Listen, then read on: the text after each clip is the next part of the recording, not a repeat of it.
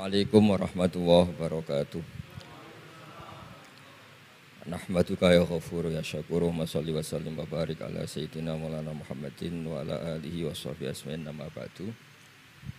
Semua Dewan Komisioner OJK yang saya hormati, wabil khusus Bapak Ketua Dewan Komisioner OJK, Bapak Wimbo Santoso, Bapak Ibu Wakil Ketua, Ibu Nur Haida dan semua anggota, Kepala Regional Jawa Tengah, Bapak Aman Santosa, tidak lupa teman kami, Gus kami, Kiai Haji Tas Yasin, semua teman-teman yang ikuti virtual, salam kebangsaan, salam semua. Ini diminta ngaji ya Pak, merawat persaudaraan kebangsaan. Saya sering punya tamu mulai polisi, mulai pejabat, ya mulai yang Islam sampai non-Muslim. Saya sering cerita bahwa hal-hal yang jadi fitrah manusia itu ya keinginan dasar manusia itu ya senang damai, senang bersaudara. Karena hal itu fitrah itu desain awal manusia itu suka damai. Jadi kalau untuk konflik itu butuh pemicu, tapi kalau untuk damai itu tidak butuh pemicu. Sehingga orang di mana-mana bisa rileks ya. Rileks di terminal, rileks di jalan, rileks di warung-warung kopi, rileks di kedai-kedai. Nah, konflik itu ya dimulai dari pemicu, entah rebutan pacar, entah rebutan harta, entah rebutan jabatan. Sehingga karena ada rebutan-rebutan itu terus ada pemicu, nah itu yang melahirkan konflik. Nah, harus dicamkan, ditanamkan bahwa kepentingan berbangsa ini di atas kepentingan kita, di atas nafsu kita, di atas keserakahan kita, sehingga kita mudah damai. Itu rumusnya kiai-kiai ya. Saat tentu di sini pakai solusi yang ala kiai ya, karena tentu mereka ingin mendengar versi kiai. Kalau versi polisi mungkin ya tegakkan hukum. Kalau versi bank atau OJK ya, kalau nasabah nakal ya jangan dikasih kredit lagi. Kalau versi mertua ya, kalau mantu nakal ya dipulangkan, anaknya ditarik kembali. Jadi versi itu banyak ya. Kalau versi imigrasi ya mungkin dicabut paspornya gitu. Kalau versi kiai itu melihat dunia ini sederhana. Banyak orang-orang tasawuf, saya ini cerita tasawuf, cerita yang ringan-ringan saja. Orang tasawuf itu kalau makan itu satu piring ternyata kenyang itu. Minum satu gelas ya sudah puas ya. Terus dia cerita, ngapain saya butuh uang banyak, satu piring ya sudah cukup gitu. Kalau tidur gitu ya tidur di satu kamar ya tidur, bangun ya sudah puas. Artinya Anda punya kamar 100 ya tidurnya tetap di satu kamar. Jangan mentang-mentang punya kamar 100 dibagi 5 menitan itu. Karena eman kalau kamar yang lain nganggur gitu. Artinya kalau punya kamar 1 cukup, ngapain ingin punya kamar banyak. Jadi sebetulnya kalau kita punya rumah banyak itu nambah kebingungan karena yang sana yang rumah siapa, yang sana siapa. Ya kalau dianggap prestasi, kalau dianggap tambah bingung karena mau tidur saja di rumah mana ya, di kamar mana ya. Kalau miskin kan enak, sudah itu aja, gak ada banyak pilihan. Artinya dengan cara seperti itu sebetulnya merajut kebangsaan itu lebih mudah karena awal dari segala perpecahan, segala konflik itu mau menang sendiri. Sehingga dulu cerita-cerita orang sufi, kalau dengar itu tetangga kamu tidak cocok, partai sebelah tidak cocok, terus ormas sebelah tidak cocok, itu jawabannya lucu. Sebetulnya saya sebagai manusia kalau ada orang tidak cocok itu tersiksa, tapi bagus lah. Kalau tidak cocok itu tidak utang saya, tidak pinjam uang saya, tidak pinjam mobil saya. Sehingga jadi gampang gitu. Artinya jadi gampang itu ya orang yang baik sama kamu ya baik karena Anda punya mitra, punya teman. Yang sedang enggak seneng kamu juga baik. Di mana-mana orang pinjam uang itu gara-gara seneng, gara-gara cocok. Jadi tidak cocok ya ada berkahnya sendiri. Jadi dengan cara pandang seperti itu hidup itu rileks gitu. Nah, itu kalau teman-teman yang utang itu pasti temennya itu. Ada musuh kamu utang kamu. Jadi musuh ya punya berkah sendiri. Tapi jangan musuh yang sampai nikah, menembak itu enggak berperadaban itu. Suatu saat Imam Syafi'i itu pernah didatangi orang itu, ketemu beliau cium tangan hormat. Setelah di luar ternyata orang itu mencaci maki. Coro Jawa ngerasani tadi kata Pak Wimbo karena orang Solo itu ngerasani. Ketika Imam Syafi'i dilaporin orang itu di depan Anda menghormati, kalau di luar itu ngerasani itu menghina, mengata-ngatain. Jawabnya Imam Syafi'i lucu. Alhamdulillah berarti saya wibawa katanya. Di depan saya tidak berani. Dijawab enteng saja, enggak dijawab serius. Berarti saya wibawa, di depan saya buktinya enggak berani. Nah, Islam itu ngajari itu semua. Ngajarin ketika kita disenengin orang banyak itu ya poin atau aset. Karena kita harus kerja sama atau sama-sama kerja dengan banyak pihak. Tapi kalau ada orang lain yang sedang tidak senang atau tidak cocok, itu juga ada berkahnya sendiri karena dia bisa mandiri. Itu kalau mantu-mantu itu tidak tukaran sama mertuanya, itu tidak mandiri-mandiri. Disuruh mertuanya mangan ramangan kumpul, yuk tambah suwe tambah goblok itu, tambah lama tambah goblok itu. Baru gara-gara terlalu cocok kan. Kalau agak-agak tukaran, agak-agak konflik itu malah cepat mandiri. Sehingga merajut kebangsaan itu ya harus dipikir secara luas. Ada teman-teman yang mungkin nggak mau pulang kampung, maunya tetap di Belanda, di Amerika. Tapi ternyata niatnya memfasilitasi kalau ada mahasiswa yang ke sana, ada yang dijujuk gitu. Ada yang dijujuk sehingga bangsa ini bisa menimba ilmu di berbagai negara. Termasuk dulu di Mekah itu ada namanya Syekh Mukhtar. Itu semua dulu nggak ada hotel, semua orang haji pasti numpang dalamnya atau rumahnya Syekh Mukhtar. Beliau nggak pulang karena jagani semua yang haji di Indonesia biar gampang. Artinya jangan kira teman-teman yang sedang di Mekah atau di Medina atau di Eropa atau di Amerika terus anti kebangsaan, enggak juga. Ternyata mereka bisa memfasilitasi kita saat kita di sana. Wawasan kebangsaannya juga hanya menjadi fasilitator atau menjadi mediasi atau jadi sarana kalau ada teman-teman ke sana. Begitu juga para wali. Ini cerita, mungkin cerita yang enggak ada di OJK, cerita wali Pak Wimbo. Wali itu kalau disuruh mikir kredit, disuruh mikir cara bantu orang miskin itu ya enggak pati bakat itu. Tapi komunikasinya langsung sama yang punya. Jadi alam raya ini dengan segala variannya itu milik Allah Subhanahu wa taala. Jadi kalau Anda ingin merubah lakonnya wayang, itu enggak usah ngerayu Gatot-Kaca disuruh jadi Semar atau disuruh jadi Bagong, itu susah, mereka enggak mau.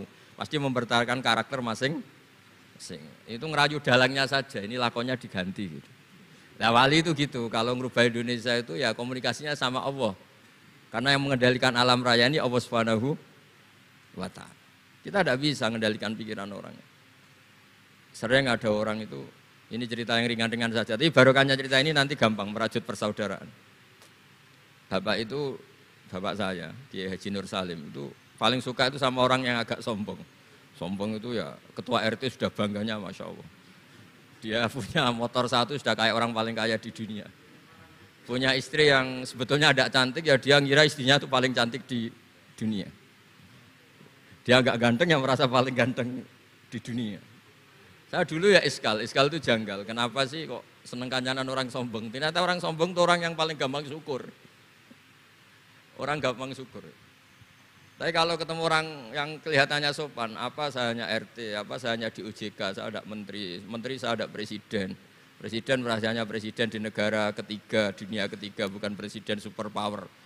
Ketemu orang-orang yang tidak pernah puas itu kesannya tawadhu, ternyata pasnya itu tidak pernah puas, tidak pernah syukur.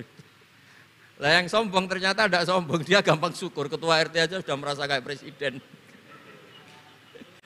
Hanya pegawai OJK aja sudah merasa bangga, padahal dibuat suruhan Pak Simbo. Tapi senengnya, enggak disuruh seragam, sudah seragam semua. Saking senengnya.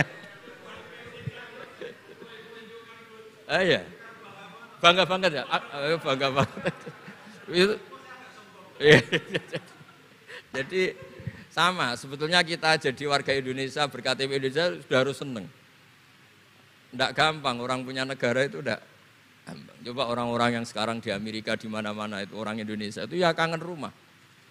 Itu untuk kangen ke sini itu harus berbiaya 100 juta untuk pulang. Kita tidak usah kangen, sudah di Indonesia itu sudah luar biasa.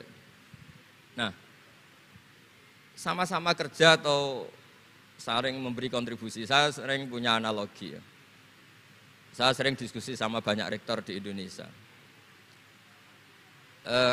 Bagus mana kerja sistem modern sama sistem kiai. Kata saya ya semuanya punya plus minus, tapi kalau saya kiai ya milih bagus kerjanya kiai. Kata saya. Kalau kiai itu ngajarkan orang yang mampu nolong yang lemah. Ya sudah itu aja ajaranya.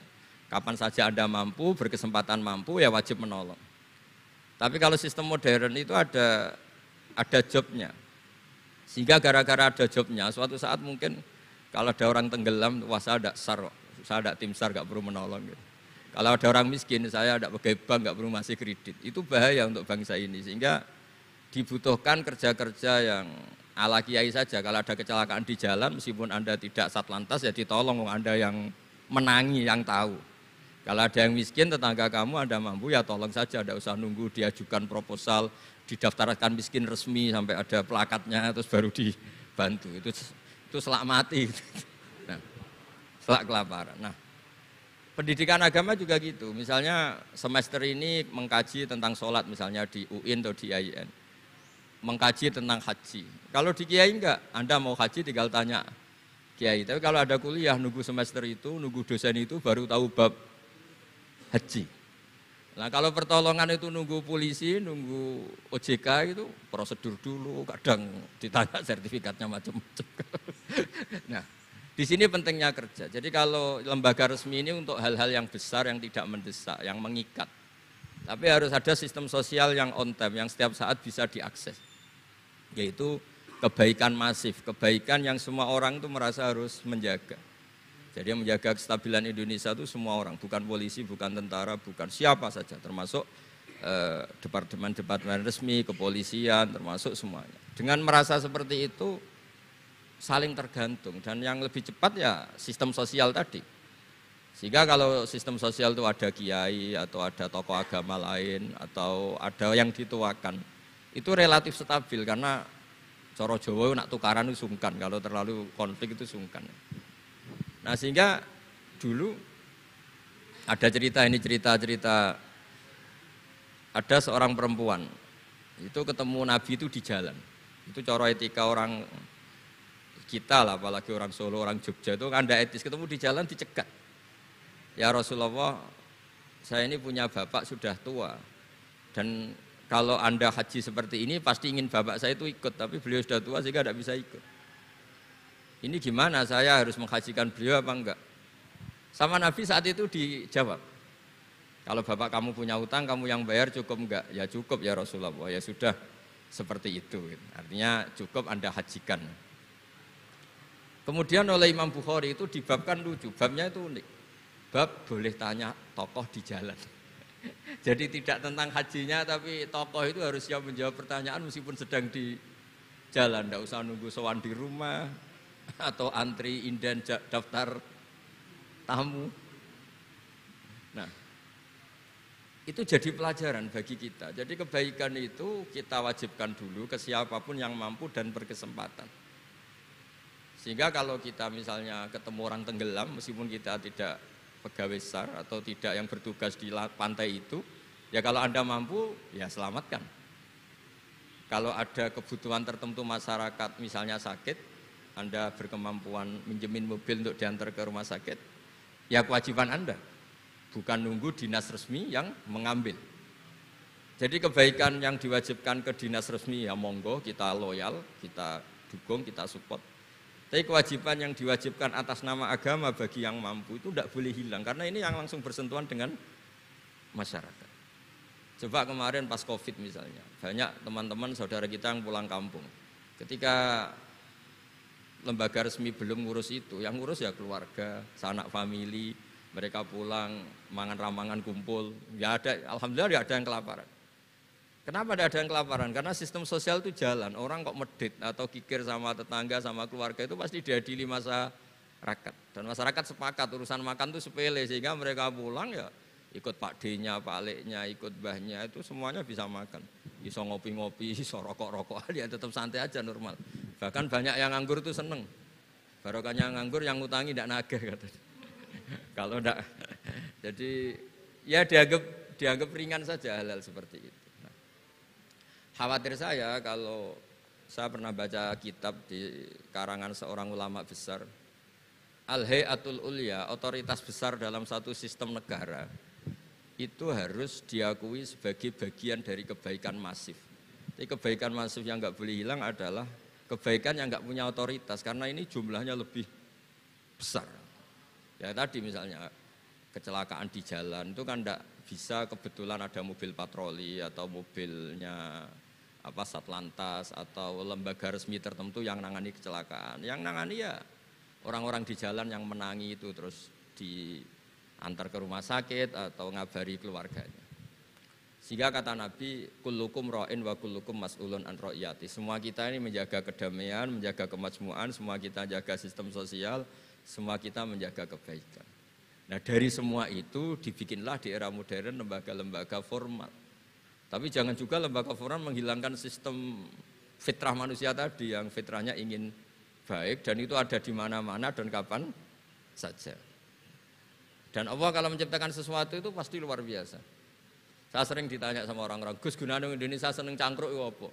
Anggap aja itu tim SAR paling on time katanya. Itu kalau ada orang bingung, yang ditanya pertama yang orang-orang nganggur di pertigaan-pertigaan itu. Ini rumahnya mana? Kalau ada orang bingung yang nanya itu. Kalau ada orang kecelakaan yang nolong ya itu. Artinya sistem sosial yang sudah ada itu nggak boleh diambil alih lembaga.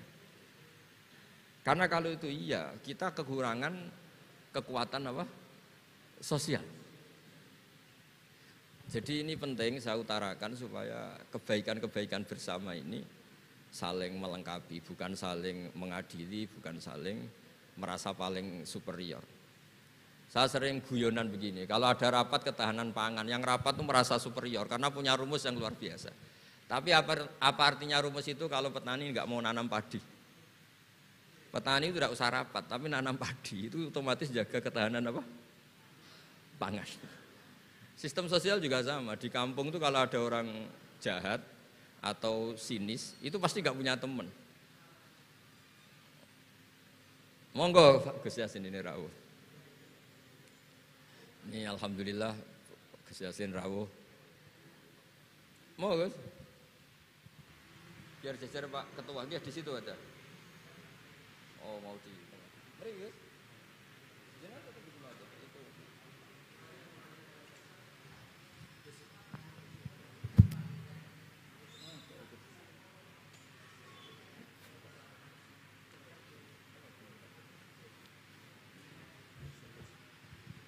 Ya saya teruskan supaya kenapa saya nyampaikan ini supaya energi sosial kita untuk menjaga kemajmukan, menjaga toleransi itu lebih masif. Di beberapa daerah itu ya banyak masjid jejer gereja di Tuban, di Jakarta.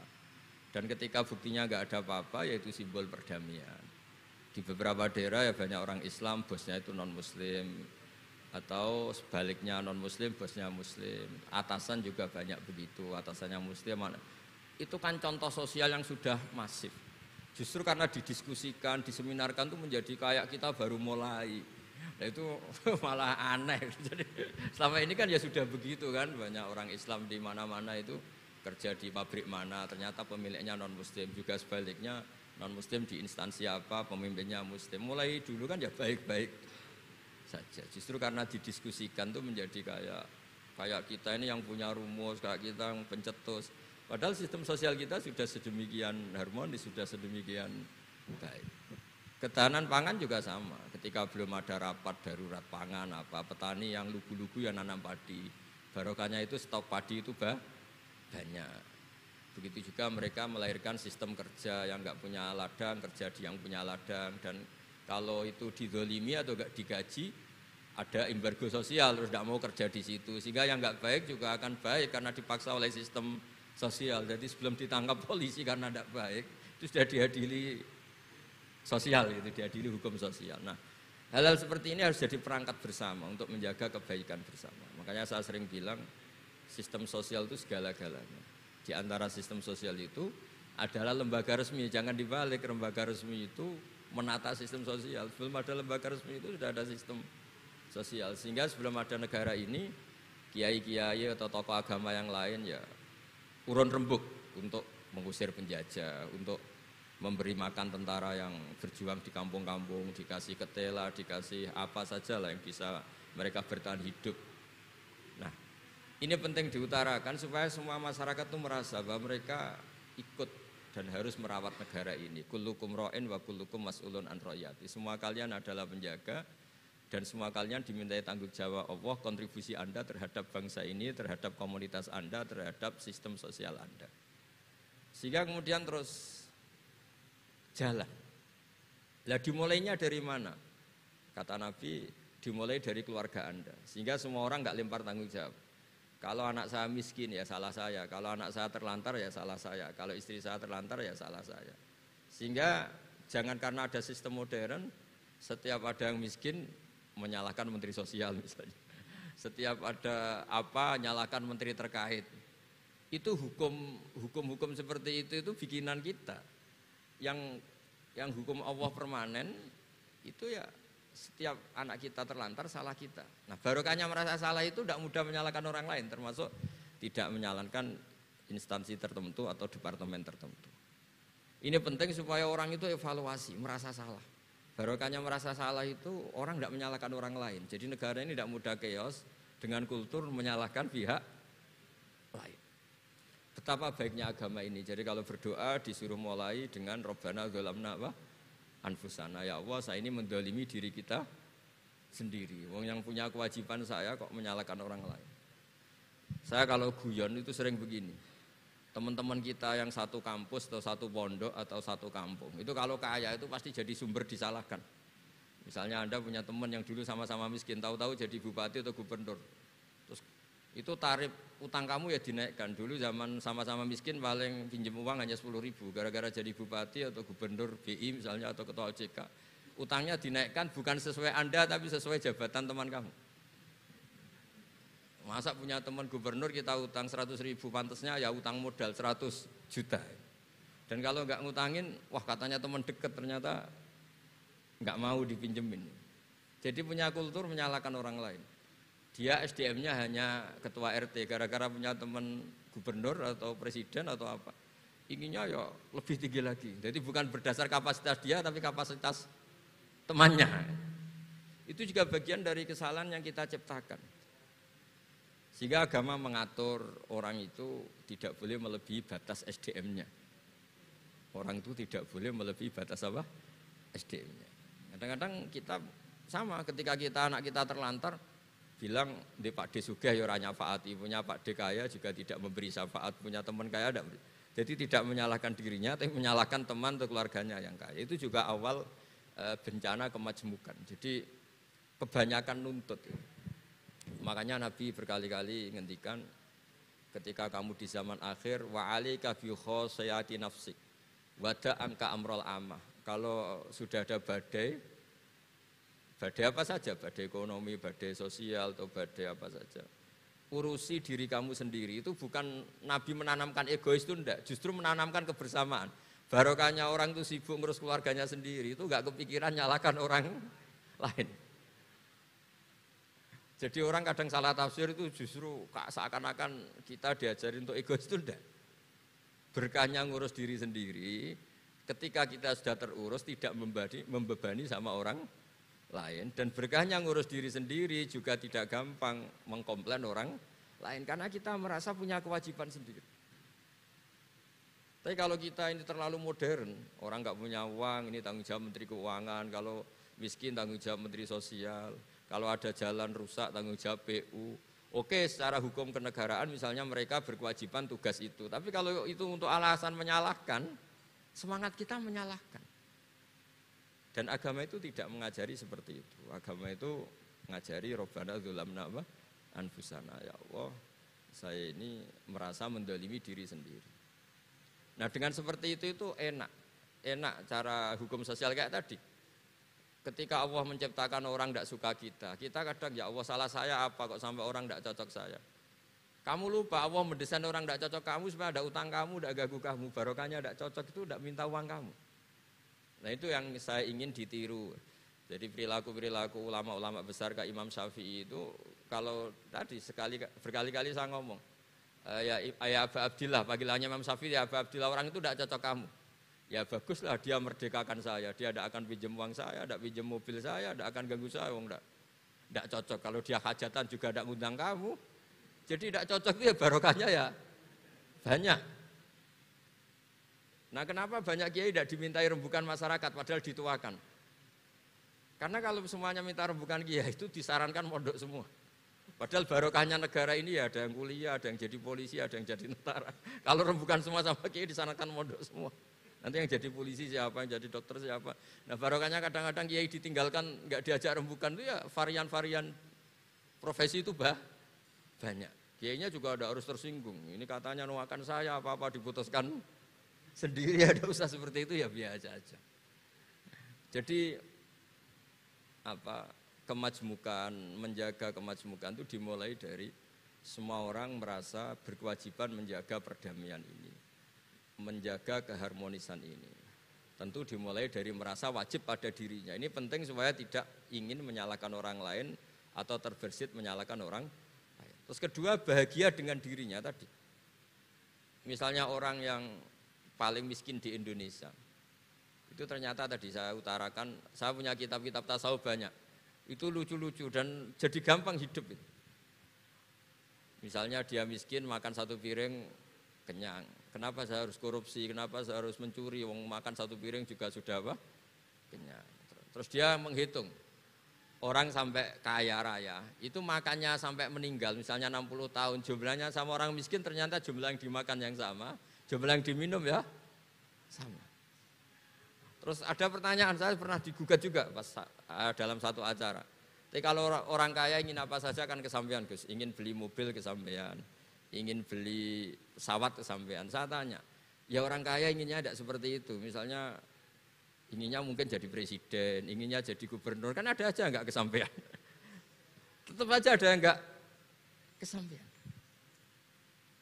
Kadang-kadang, wah enak jadi anaknya presiden, anaknya gubernur, apa saja kesampaian. Banyak juga anaknya presiden, mungkin ingin anaknya jadi presiden ya enggak kesampaian. Anaknya kiai ingin anaknya jadi kiai ya enggak kesampaian. Mungkin anaknya jenderal, anaknya ingin jadi jenderal.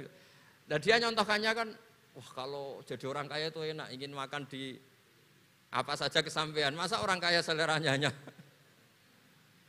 ingin apa? Makan.